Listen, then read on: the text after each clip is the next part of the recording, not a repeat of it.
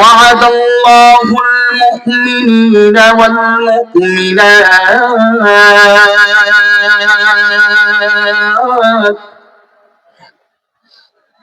আল্লাহ রাব্বুল আলামিন বলেন ঈমানদার পুরুষ এবং নারীদের সাথে আল্লাহ রাব্বুল আলামিন ওয়াদাবদ্ধ হয়েছেন, অঙ্গীকার করেছেন।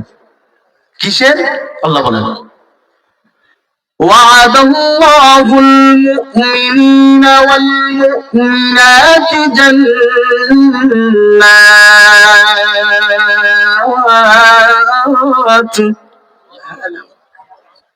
আল্লাহ রাব্বুল আলামিন বলেন ঈমানদার পুরুষ এবং নারীদের সাথে আল্লাহ রাব্বুল আলামিন জান্নাতের ব্যাপারে জান্নাত দিবেন বলে ওয়াদাবদ্ধ হয়েছেন, অঙ্গীকার করেছেন। এতটুকু কথাতেই বোঝা যায় জান্নাতের সত্যতা আছে না নাই? কিভাবে বুঝলাম? কোরআনের মাধ্যমে স্বয়ং মহা রব্বুল আলামিন আমাদেরকে প্রমাণ দিয়ে দিয়েছেন, বলে দিয়েছেন আমি তোমাদেরকে জান্নাত দিব, এই বলে অঙ্গীকার করেছেন।